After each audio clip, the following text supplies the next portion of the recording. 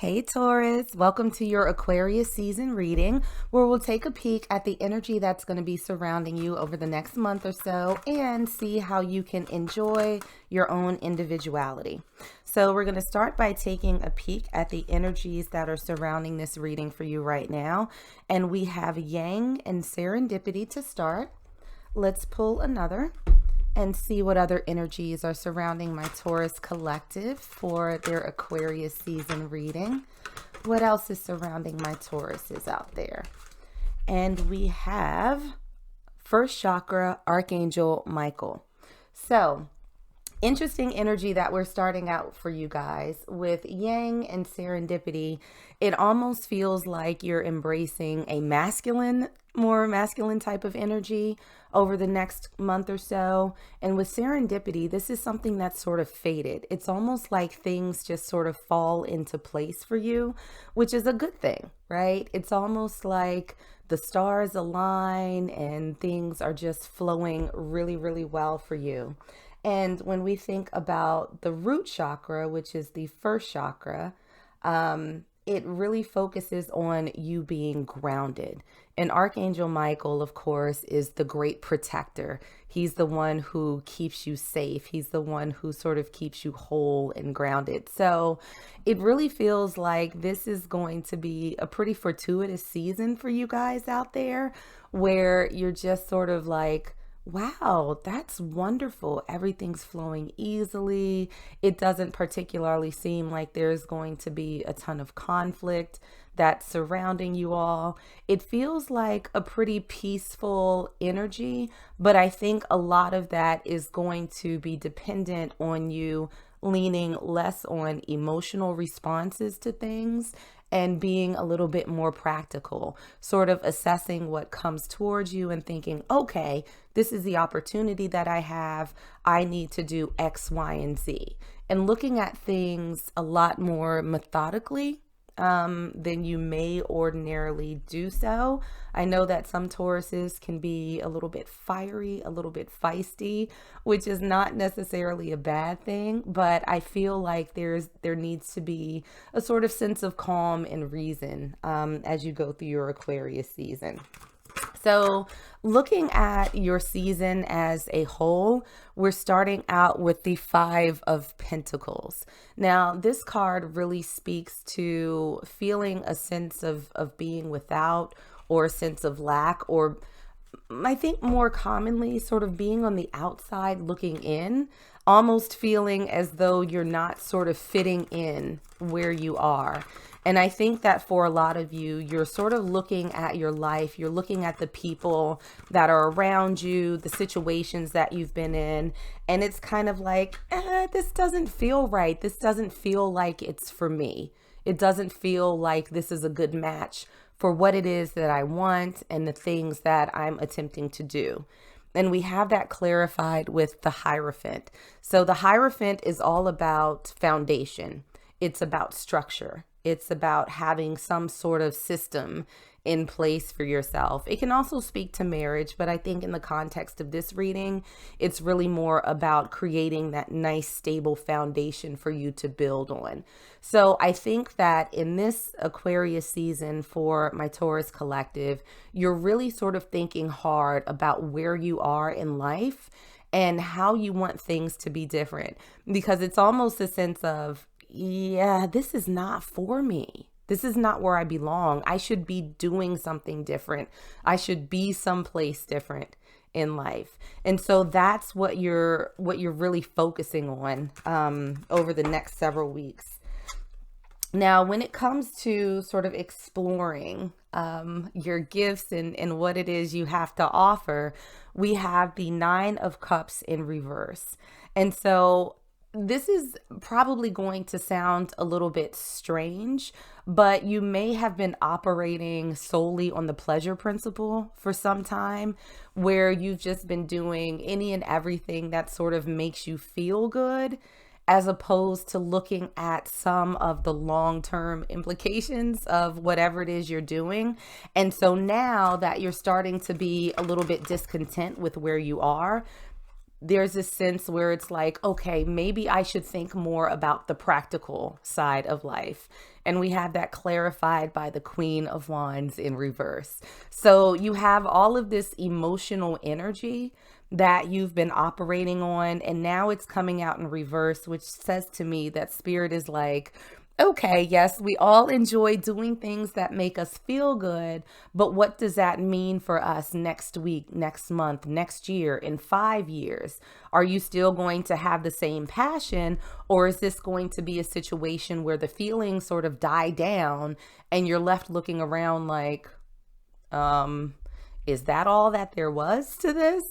So, something that you, again, might want to do is just dial back the feels a little bit and start bringing in a little bit more thoughtfulness when it comes to your path. So, of course, we always have other people who are sort of interjecting themselves into what it is that we're focused on. We have the Seven of Wands. So it may be that people come towards you that, you've had these experiences with, that you've shared these sort of emotional and fun times with, who are just kind of like, why are you changing? Why would you want to do anything different? I mean, it's been a good time. And you're just kind of like, because I'm growing, I'm changing as a person. And I think it's time to start planning a little bit more for the future. It's time to set things aside that maybe don't serve me. So with the Seven of Wands, this is really sort of a bit of a defensive energy that people might bring your way, almost as if they take it as a bit of a personal insult that you want to grow and evolve. And so that's something I think that if you want to continue on this path of self-growth and realization, then you're going to sort of need to tune out that noise. And we also have that by clarified by the Eight of Pentacles. So this is apprenticeship. This is about working. This is about perfecting your craft, really putting effort into things. So I think that when it comes to other people's expectations, it almost feels as though they're going to expect that you are not particularly going to put a lot of the effort into changing, to evolving, to becoming the person that it is that you want to be. And I feel like there are certain points in time where you may have had these feelings before, but you really sort of set them to the side in order to fit in. But that feeling of not necessarily belonging or wanting to be where you currently are has become so overwhelming that it's hard for you to ignore at this point. And so when other people sort of come to you as you're in the midst of this transition, as you're experiencing these new things and really working on grounding yourself, I think it's going to be important to just sort of, listen if you want to what other people are saying, but understand that you're forging your own path. So fighting against yourself, fighting against other people, it's not really going to serve you. So if people expect that you are going to self-sabotage, then it's probably good to move around those people because they're not really aligned with what it is that you want.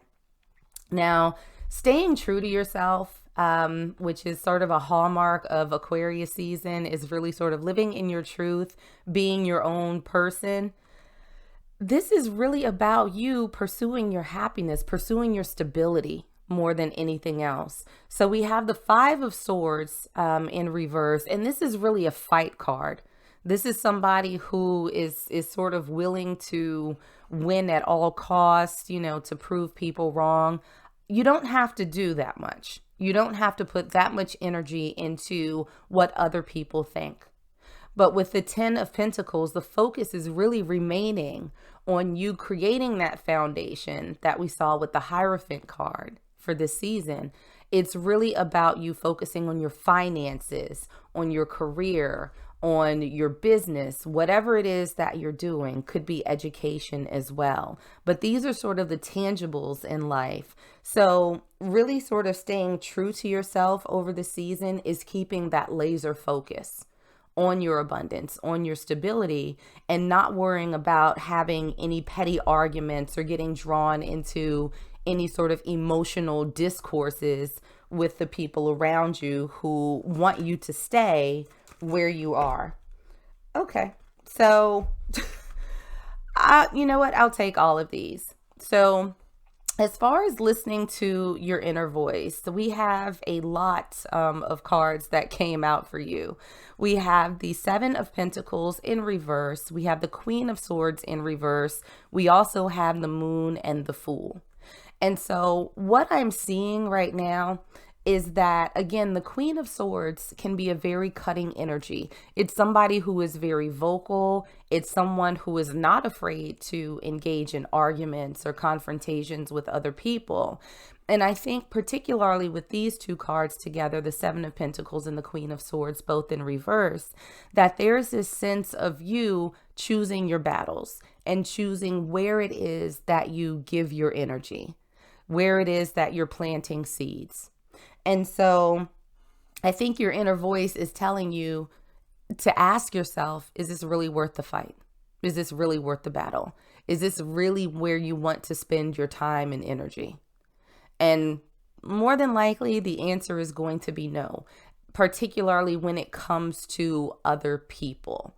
So this is where that yang energy comes in, is sort of embracing that masculine, not really sort of letting your feelings take over and not really letting other people's feelings on how you live your life impact you. Now, with the Moon and the Fool, it's one of those things where this is relatively new, right? This is going to represent a shift in your focus areas in life and how it is that you actually proceed forward. So Spirit is saying it's okay if you don't see the entire path in front of you right now. What's most important for you is to start taking those steps, following those signs as you sort of shift your mindset and really focus on what it is that you want. You will see the path unfolding in front of you bit by bit by bit, almost like walking through the forest under a full moon where you can't see everything, but there's enough illumination for you to take one step, then another step, and then another step. And it's going to be important for you to move forward in a way where you're unencumbered, because the Fool is represented by someone who is sort of fancy free. They're, taking a step off of a cliff, but they don't have a lot of baggage with them. They have one tiny little bag, and that's all that they need for the moment. They can always build and collect things later. So Spirit is saying that now is your time to take those steps unencumbered. And by unencumbered, it means not bringing with you the expectations or desires from people who want to see you remain where you are. Now, let's pull another message from Spirit and see what other little tidbits they want you to know. And what came out for you? Do something different. So Tauruses, this is really about you operating in a way that you haven't previously, exploring opportunities to achieve the life that you want, to start building the foundation that I think you're going to need going forward. And that's not to say that you can't have a good time with people, but I think that the bulk of your focus is going to sort of shift from constant party mode or something similar to something that's still enjoyable, but a lot more grounded and sustainable for the future. So that's what I got from my Taurus collective in Aquarius season. Like and subscribe if you enjoyed, and I will see you on the next one.